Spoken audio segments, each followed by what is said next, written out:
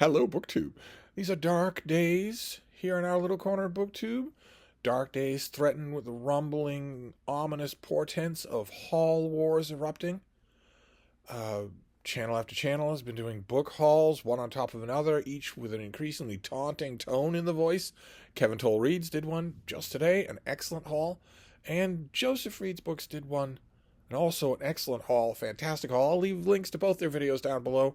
And Joseph Reads Books' video added salt to the wound by saying the whole time, while he was hauling and escalating the violence, I'm not trying to do anything. I only want peace. So I felt I had no choice but to go to the Brattle Bookshop here in Boston and get a pile of books. So that's what I did. Because it's dry today and it's mild today. You can actually take your hat off outside without your whole head freezing like Yondu in Guardians of the Galaxy. It's nice. It's not going to stay this way. Rain is coming, and then a blast of cold, single-digit cold, that I'm really hoping is the last such blast for 10 months. But I felt like there was a window. I felt like there was a chance to go. And, of course, the Brattle is constantly out buying. Constantly. They don't only come here. Their van, Zach is out everywhere, going everywhere to buy books. And so their stock is constantly overturning. Not just inside the store, but out in the sale lot next to the store. So I had the semblance of errands to do anyway. The main errand, as you can tell from listening to these videos when I talk about books, the main errand is mailing out books, which I seem to do all the time. And I wait until the outgoing stack of books over there is big enough so that I think I'm justified. I've gone to the Brattle about 10,000 times without any mailing to do, but I use that as a fig leaf to justify going, and that pile got big enough. And any of you who might be asking now, oh, so you mailed out the books that David Murphy got that he left behind? I answer that question. David who? What are you talking about? Well, I had that errand to run. I had a couple other things to do, so I went downtown and I went to the Brattle, and I got a pile of books that I want to show you. I don't think I got any paperbacks. Oh no, I got two paperbacks. And in keeping with this little ritual that has started on this channel, we'll gladly read a bit from each of these. So I'll show them to you and tell you about them, but we'll also read a bit of them. Maybe not the whole first paragraph of each book. The first one is this little hardcover. I saw it out in the sale lot and thought, don't get it. Just don't do it. Because it's the second book in a series. The first book is not here. I checked. I looked everywhere. The first book is not here. And you don't know how many other books there were in the series. You are condemning. If you get this, you will condemn yourself to searching fruitlessly for the other volumes in this series. But that's one way to look at it. But another way to look at it, at the Brattle, is, well, chances are that the person who got this got the other books in the series, and that this one just got separated in the boxing and pricing process and will appear. And if you let this one go, well, it'll be the one you're missing. And also, books should stand on their own, right? They should. I found the second mystery bedside book edited by John Creasy, the author of the Toff series that went on for 500 books. And this is an anthology about crime fiction.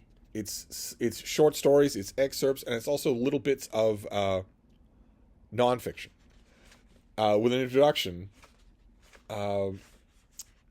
by Creasy. So I thought we'd read the beginning of that introduction just for the fun of it. Of course, with an anthology, reading the opening note or the opening paragraph is not going to be very useful at all. I just like doing it. That's all. And it's my channel. So this is, he wrote just a really quick one-page introduction before we get on to what's in the book. There are, of course, two ways of reading this title. The title of the introduction is The Life of Crime.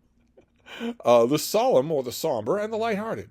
I insist on using the lighthearted, being convinced that there is a bright side of everything. One of the bright sides of being an heir of a crime writer of crime stories, for instance, is the possibility of coming into a fortune quite unexpectedly. For the life of a crime book, especially if it be one of the short list of authors who have a kind of timeless quality in their work, is quite remarkable. Without going into figures, and estimates of an author's income are embarrassing enough in life without being bandied about in death, there are at least 6 instances of fortunes being made after a writer's books had been condemned as moribund. I think that's tongue-in-cheek. I think he's meaning to say of the 10,000 crime writers, there were 6 that made it good. He's talking about mystery writers who have had children who then either were in the literary world or actually took up mystery writing themselves. There is the everlasting example of Conan Doyle and the most material ghost of Sherlock Holmes. I once went swimming at Chaka's Rock in the Indian Ocean to be told by an African guide who knew his Sherlock that Adrian Conan Doyle had recently harpooned a stingray in that very pool. I was duly thrilled. More recently, a purser on the USS United States sent me a cocktail party invitation and scrawled on the card, "Mrs. Brian Edgar Wallace will be present." Now, Arthur Conan Doyle is one thing, but Brian Edgar Wallace, no one knows that name anymore. Once upon a time, everybody did, but no one knows that name. She was, and very charming too, despite the fact that she told me that B.E.W. had just finished his first thriller. B.E.W. being her husband, Brian Edgar Wallace, because we don't know her name. She's just Mrs. But Wallace is a perfect example of the son of a crime writer. That was not necessary in order to keep the illustrious name alive, for Edgar Wallace has made a comeback on the bookstalls that must delight the heirs of every writer of crime who ever lived. But nobody reads them anymore. Nobody even knows who holds Edgar Wallace's literary rights. Who even knows? Maybe he gets reprinted in the UK, but he is dead in America. Completely dead in America. I don't know that copyright brings in any money anymore. The writing of crime can even assure posterity, for not only Wallace, but Dorothy Sayers, Peter Cheney, Wilkie Collins, Dashiell Hammett, Raymond Chandler, Edgar Allan Poe, Dostoevsky, Chesterton, and many others are read as widely and warmly today as they were in their lifetime. Not all of those, only a handful of those. It is tempting to delve into the past to seek the crime story which has lived longer. Overcoming the impulse to quote Cain and Abel, I am brought sharply to face with the fact that almost any one of Shakespeare's plays, apart from the comedies, was a crime story. Then comes the second fact, that every writer's son and daughter should start a campaign here and now to extend the life of copyright from 50 to at least 500 years. Okay, all right. Anything less is a crime. Oh, wait a minute there. I thought you said you liked the lighthearted. Sounds like you've changed subjects here. What is this? It is, you know. He says it's a crime. That says it is, you know. Okay, so we're not joking anymore. If an Anglo-Saxon antecedent of yours happened to buy a piece of land for a groat or two, and this was passed on from generation to generation, it would be worth millions of pounds today and still be in the family. But if he labored for years, or even a few days, to produce a book, every pirating publisher in the world could now publish it for nothing. It is time to stop before waxing indignant, for I doubt if there is such a thing as light-hearted indignation. Obviously, he's never watched this channel. Okay, well, great. I don't know what that opening was, but that is the opening to the second Mystery Bedside book. So I guess I am condemned to look forever for the first Mystery Bedside book. Then, okay, there were a number of things. I've often commented when shopping at the Brattle that there are a number of categories that your shopping can take. For me, one category is second chances, where I get a book, usually an advanced copy or a new release. I read it, maybe it impresses me, but maybe it impresses me more than I realize at the time. I get rid of it, and then quietly want it, and then sooner or later it shows up again, and I get a second chance to read it and to own it. The Brattle's good at that. We're going to see a whole bunch of other examples here. Sometimes I want a book, but I want it in a UK trade paperback. I just irrationally love UK trade paperbacks. And then there's another Brattle category, which is when I have a book and I love it and I'm wearing it out, and the Brattle will provide another copy. And that is true, thanks to how wonderful the shop is. That is true no matter how abstruse or old the book is. I will almost certainly see it again. Even though that same book, if another person, most people, spotted it at their used bookstore, they would look at it and think, I will never see this again. But the sheer number, the sheer quantity of what the Brattle goes through means I probably will. I just had to wait for this one. This is Gilbert Hyatt. He was an old classicist. He was the husband of the best-selling crime writer Helen McInnes, and he wrote a number of books where he collected his writings, his various columns about books and literary matters and whatnot. I think he's really good. I love his register. I have all of his books. But the one that I go back to most of all is this one, A Clerk of Oxenford. The title, of course, referring to Chaucer, to A Clerk's Tale. And I have a copy of this. I'm looking right at it, but it is falling apart. So I saw this today with a plastic covering on it already. Grabbed it. Perfectly great example of I'll see it again at the Brattle if I need a replacement copy, which is actually true for a couple of books here. This next one, not a replacement copy, but a permanent copy. There is an author named Leon Wolf who did a great book called In Flanders Field, a great study of the 1917 campaign, World War One, with 10,000, 20,000, 30,000 people getting shot, getting killed, hundreds of thousands of casualties in the mud of Flanders Field, because the mind frame had not changed since Pickett's Charge, the book that we saw in my last Brattle haul. There was nothing that could be done about that mind frame, and there was also nothing that could be done about the fact that it was not Wellington's army anymore. Pickett's Charge proved that the old way, the 19th century, the 18th century, the 17th century way of warfare on the battlefield had to undergo a fundamental change. But fundamental changes don't come just because you snap your fingers and whistle for them. Pickett's Charge shows that if you put a mass of armed men, no matter how brave they are, and you march them towards fixed positions with modern guns, rifles, cannons, rapid fire guns, they will get chewed to hamburger. There is no chance that such a charge is going to work anymore. The machinery, the technology of war, the arms had exceeded, they had grown in a leap that was not accounted for in the human side of the battle. And the exact same thing was true all through World War One. Through most of World War One, it was men having no choice. There wasn't anything else to do except march at nests of extremely entrenched enemy armaments, which means you're going to get slaughtered. It took Winston Churchill and a couple of other people to realize that the way around that is not trench warfare. It's that you don't advance men anymore. You advance armored craft. You advance tanks. But before that was realized, you had the slaughter of the Western Front in World War One. And Wolf wrote a great book, In Flanders Field, and usually 99.9% of the time, the only time I ever see this book, is in those old Time Incorporated paperbacks that I love the way they look. I like the uniform design. I like the editorial choices, but they just don't hold up. They just don't. They're brittle. They break apart. Literally break apart. Even their covers snap like they were hard plastic. So there are a few of those books that I really, really like, and I just make a point of looking for them in some other format. Maybe they've become really popular, so they're reprinted in a paperback. Or maybe I find the original. But when it comes to Flanders Field, I didn't think that would be true, and I did. I found it today. I found a hardcover of In Flanders Field, already with a dust jacket on it. So that is fantastic. This was I gleefully chortled with this because now I have a copy of the book that I can reread without the book falling apart. We won't. I occasionally do want to reread it, but we won't taunt the aforementioned David Murphy about becoming a World War One guy. We're trying to lure him into becoming a Civil War guy. This next one, I admit, I picked it up because I found its title grossly insulting.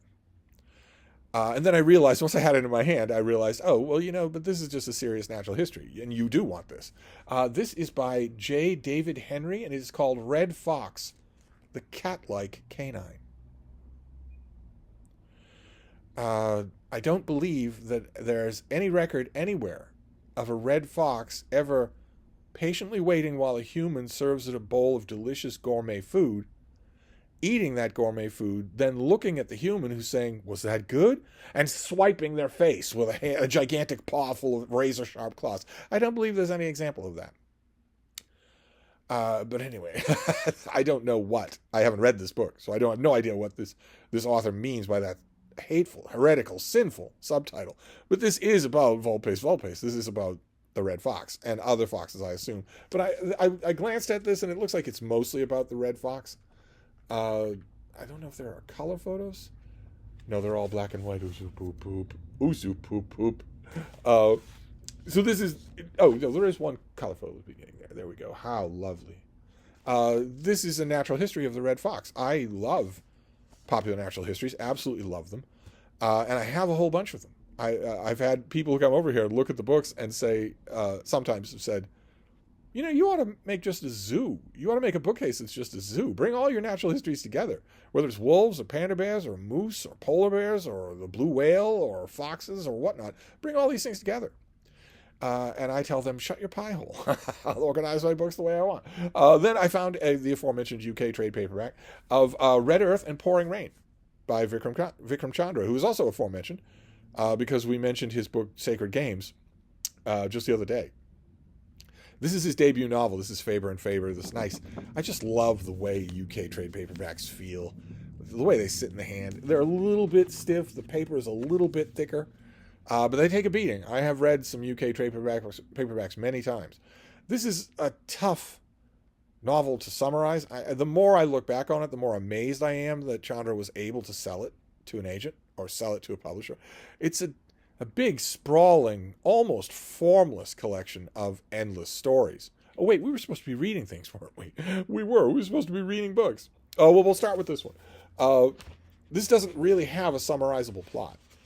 There's one historical figure in Anglo-English history, Anglo-Indian history that is more or less the focal point of this book, but a lot is going on here. Let's read the beginning. The first chapter is ...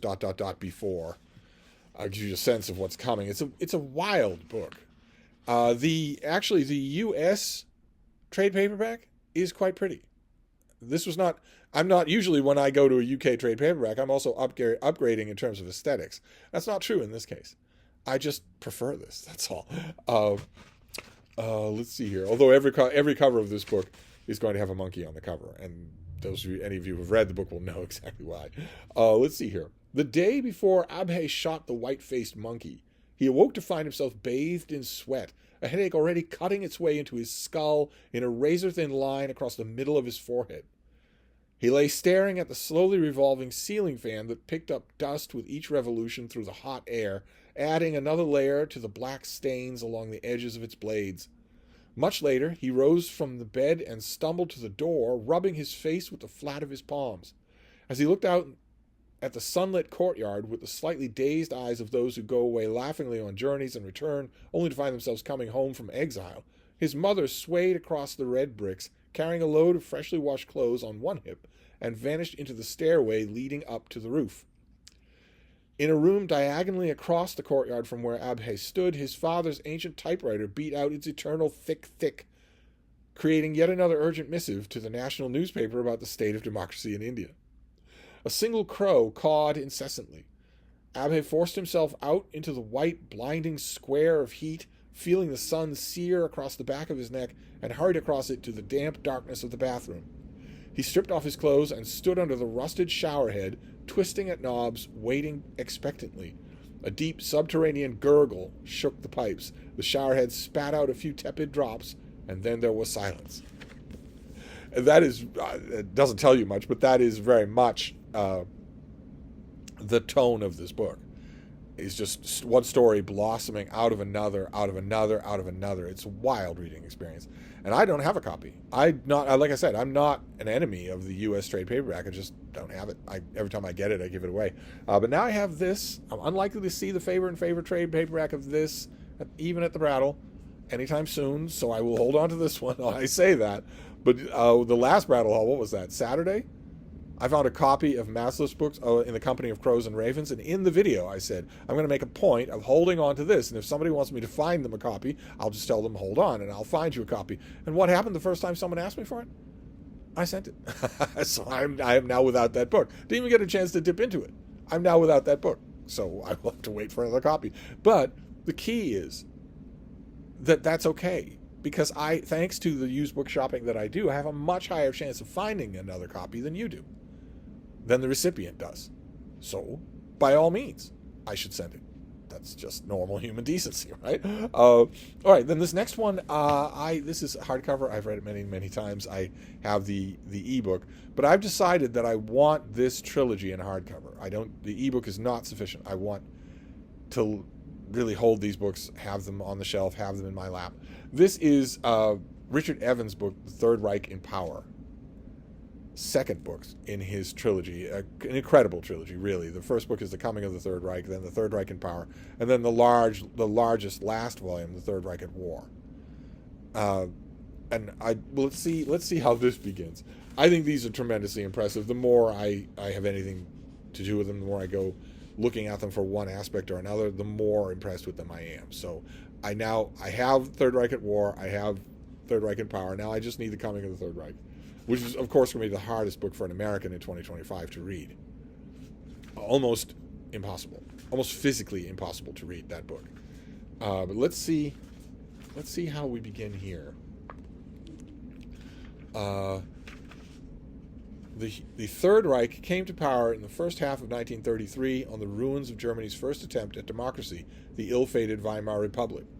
By July, the Nazis had created virtually all the fundamental features of the regime that was to govern Germany until its collapse almost 12 years later in 1945. They had eliminated open opposition at every level, created a one-party state, and coordinated all the major institutions of German society with the exception of the army and the churches. Many people have tried to explain how they managed to achieve such a position of total dominance in German politics and society with such speed. One tradition of explanation points to long-term weakness in the German national character that made it hostile to democracy, inclined to follow ruthless leaders and susceptible to the appeal of militarists and demagogues. But when one looks at the 19th century, one can see very little evidence of such traits. Liberal and democratic movements were no weaker than they were in many other countries. More relevant, perhaps, was the relatively late creation of a German nation-state. After the collapse in 1806 of the Holy Roman Reich, created by Charlemagne, a millennia before, the famous thousand-year Reich that Hitler sought to emulate, Germany was disunited until the wars engineered by Bismarck between 1864 and 1871, which led to the formation of what was later called the Second Reich, the German Empire ruled by the Kaiser. In many ways, this was a modern state. It had a national parliament that, unlike its British counterpart, for example, was elected by universal manhood suffrage. Okay, well, that didn't turn out to be any easier. That didn't turn out to be any easier than the beginning of the Third Reich, the Coming of the Third Reich, to read out loud. I'm still going to want this book. I'm still going to be reading it and rereading it. All right, let's move on quickly from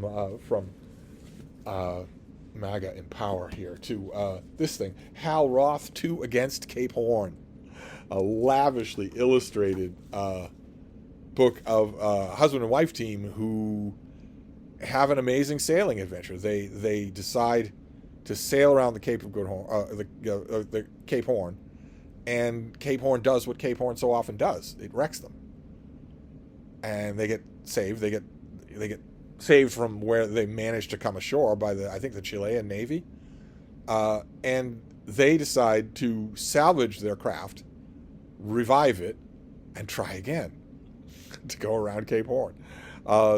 Rounded Cape Horn is an amazing thing. I think, actually, I had this book once upon a time. I think they put it really well. There's virtually no chance I'm going to be able to find the passage that I want. I think they put it really well. Oh, yeah.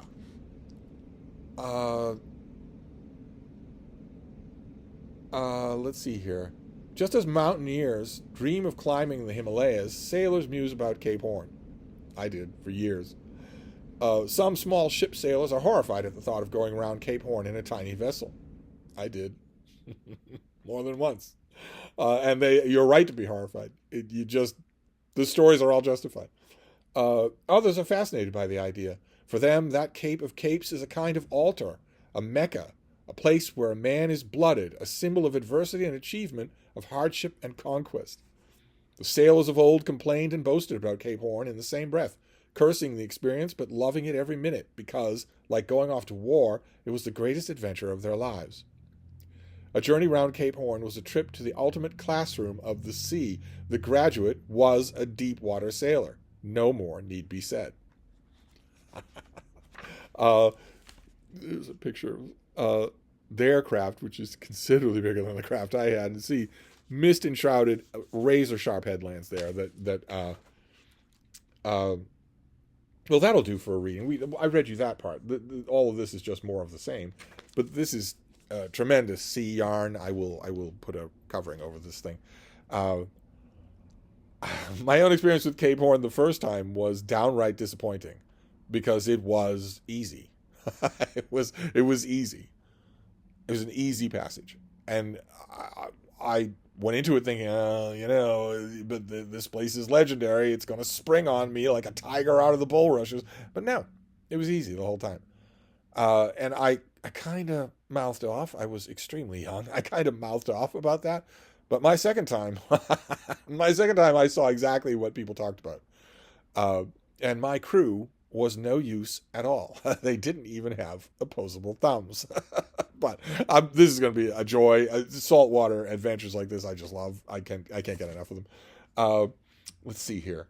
Okay. I found another copy, this time with a plastic dust jacket, of Dinosaur in a Haystack, a collection of the essays of Stephen Jay Gould that he did for Natural History Magazine forever and ever. Collected them into a whole bunch of books, and I have some of those books. I have the first 3 in a box set, and I have, I think, one other. But this one, I think, is my favorite of them all. And every time I get it on this channel, every time I haul it on this channel and say that about it, that I think it's my favorite, right away the hands go up. Somebody wants it. Oh, I live in a book desert. It's 300 miles uphill both ways. But I would like to hold on to this one. I know I said that about In the Company of Crows and Ravens, but I would like to hold on to this one. And if you need, this is In the Company of Crows and Ravens, I have never seen used but that one time. It's a little bit harder to come across. This thing I see all the time, so I can certainly find you a copy. But let's see how this opens. Montaigne, traditional founder of the essay as a literary genre, wrote a short letter as a preface for his essays in 1580. He stated to the readers, "I desire therein to be viewed as I appear in my own genuine, simple, and ordinary manner. If I had lived among those nations which, they say, yet dwell under the sweet liberty of nature's primitive laws, I assure thee, I would most willingly have painted myself quite fully and quite naked." And then Gould continues, "I have been writing the monthly essays that construct these books since January 1974. This volume, the 7th in that continuing series, includes the piece that I wrote to mark the completion of 20 years, with never a month missed. I shall therefore use this preface to celebrate what our founder Montaigne defined as the crucial genre in his statement quoted above, ordinary things with deeper messages. I have always seen myself as a meat and potatoes man. You can take your ravioli stuffed with quail and, well, stuff it somewhere. I'm quite capable of releasing my own ground pepper from a shaker." Okay, so that gives you the idea of what he's like. He's wonderful on the page. Then if you haven't read Stephen Jay Gould, he's wonderful on the page. And now I have this, and I see this all the time, but this is, a hardcover, perfect condition. Somebody went to the bother putting a covering on it. So I will hold on to this one. Then this next one is a replacement copy. I have a copy of this. I've had paperback and hardcover copies of this forever and ever. This is from 1987. Yeah, 1987. I just, much like a Clerk of Oxford, I'm looking at the copy of this that I have, and it's falling apart. So I found a new copy. I'll put a plastic Brodart dust jacket over it, and hopefully it will last me another 10 years. This is Alexander Cockburn, Corruptions of Empire. Oh, that inimitable cover. This is all about Reagan-era politics, Reagan-era Tempest and Teapots, that sort of thing. Nobody did it better. Nobody wrote about that better than Cockburn. This is a fantastic book if you live through that era. Let's read the beginning here. I came to the United States in June of 1972, the month Nixon's burglars broke into the Watergate. And I'm writing these lines 15 years later while Colonel North lectures Congress about the role of executive power in the Iran-Contra scandal. See, so if you don't know G. Gordon Liddy, if you don't know Colonel North, Oliver North, then this won't make any sense to you, but if you do, if you're old enough, I doubt you'll have heard it written better about than this. Looking at North's cocksure, edgy, ingratiating profile, I'm reminded of his avatar, the can-do guy in Nixon's White House, Gordon Liddy. The contrast is a good measure of the political and social distance the country has traveled between the two scandals. Liddy, endlessly testing his will and firing himself up with Nietzschean vitamins, had the beleaguered paranoia of a sworn foe of 60s counterculture. Bad fellow though Liddy was, there was always an element of Inspector Clouseau about him. He held his hand over a candle to prove his fortitude against pain, and when the time came, he stood by the can-do guide's code of omerta and served his time in Danbury Federal Penitentiary without a whimper. Back in the Watergate hearings, you could look at the burglars, at their sponsors in the White House, at Nixon himself, and see that despite noises of defiance and protestations of innocence, they knew they had been caught on the wrong side of the law. And though they would do their utmost to keep clear of the slammer, it would not come as a shock to them if the slammer is where they finally ended up. North is a true memento of the Reagan era, as Liddy was that of an earlier time. North has Reagan's own capacity for the vibrant lie, uttered with such conviction that it is evident how formidable psychic mechanisms of self-validation, in the very instant of the lie's utterance, convince the liar, Reagan, North, that what he is saying is true. But if Liddy embodied the spirit of fascism at the level of Grand Guignol, North has the aroma of the real thing. 80s all-American style. Absolute moral assurance that his lawlessness was lawful, that though he were there to get things done, he was following orders, that all impediments in his path, legal or moral, were obstructions erected by a hostile conspiracy. North proclaimed that he had been ready to take the fall, just as Liddy had been nearly 15 years before. But North, unlike Liddy, lost his taste for martyrdom as soon as he saw that it might involve criminal indictment, and forthrightly confessed to Congress. Arrogant to the largely deferential senators and representatives on the Congressional Committee, North and his associates entertained thoughts of the slammer only in the outrage they genuinely felt at the thought that anyone might think the slammer an appropriate place for them to be. Liddy bore marks of a losing fight with the counterculture. North had the jaunty physical and spiritual mien of a man to whom the culture had, for the preceding decade, been a friend. This was written in 1987 when I was pounding away at editorials on the same subject. Fantastic. I mean, some of the pieces in here have aged a lot better than others, but I go back to this book all the time. It is an essential building stone in any Reagan-era library of books. So I grabbed this again. I have a copy, but I saw it for $1, so I grabbed it. I will clean it up and cover it, and then it will take the place of the copy that I have on the shelf, which is too battered even to put in a little free library. It and A Clerk of Oxenford I will just dispose of. They're too battered to go back to the Brattle. And they're too battered to go to a little free library. They have outlived their usefulness. They have been extremely well loved. Nothing wrong with that. And then finally, we have this trade paperback. This is Frederick Lane's History of Venice, Maritime Republic. Just a big floppy trade paperback full of boring, poor resolution black and white photos and maps and whatnot. But this is a soup to nuts history of Venice, and I like those. I like reading those. Although I'm guessing, if I remember correctly, oh my. Ooh, very old book smell. Wow. Amazing that I get it with this and not with the actual old books that I got. Wow. Oh, some of you would want to bottle this. It's pure. It's beautiful. If I remember correctly, this was aimed at being a textbook. So the opening paragraph is bound to be a snoozer. Let's see. Among the many cities men have made, Venice stands out as a symbol of beauty, of wise government, and of communally controlled capitalism. The distinctiveness of the environment in which the Venetians built gave an obviously unique quality to their city's charm. Its watery setting contributed also to an aristocratic tradition of liberty. Venice was the freest of Italy's many free cities, boasted one of her medieval chroniclers. It had no city walls but the lagoon, no palace guards except workers from its chief shipyard, no parade ground for military drill and display except the sea. The advantages of its site fostered also an economy which combined liberty and regulation in ways as unique to Venice's urban arteries and architecture. All right, well, that is a little stuffy, but I love this book. would love to have found it. Is this Johns Hopkins? Yes, I would love to have found this as a hardcover. But I'm not going to push my luck. For $1, I'll grab it as a paperback. So there you go. There you go. That was a book haul in what looks like the beginning days of Haul Wars. I want to bid my fellow combatants the same note of caution that I bid my fellow combatants in the last set of Haul Wars years ago. Nothing beats the brattle. Nothing. So let's call off the hostilities before things get even worse. But anyway, you definitely got to watch Kevin Towle's book haul, his latest book haul. He's a little abashed because, of course, the running joke on his channel is that his wife is getting more and more angry with all these book hauls. He could share, a crying towel with Bill Rutenberg on that score. And Joseph Reed's books, his haul is fantastic. He tries to appease me a couple of times. It's not going to work if you're making a book haul. One of the things he appeases me with is something that Steve Wanty, one of those anthology Avenel reprint volumes of this time of Rudyard Kipling, which I've never seen, in perfect condition, like the day it was printed.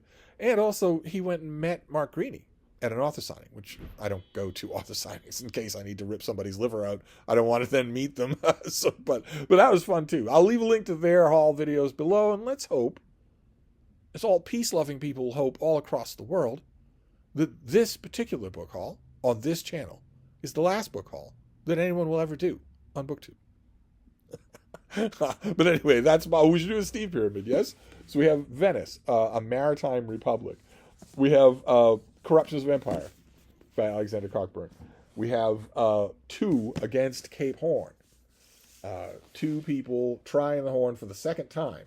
We have Dinosaur in a Haystack by Stephen Jay Gould. We have The Third Reich in Power to go along with The Third Reich at War in my collection. We have Red Earth and Pouring Rain by Vikram Chandra. Red Fox. The Cat-Like Canine. What else here? Oh, In Flanders Field, in a hardcover with a covering, fantastic, and also A Clerk of Oxford by Gil Hyatt, which is also fantastic. I need these books, and the second mystery bedside book, which will now commence a lifelong quest for the first mystery bedside book. But I'll enjoy this one for itself, especially since March Mystery Madness starts tomorrow. So I'll wrap this up for now, and I will see you all soon. Thank you, BookTube.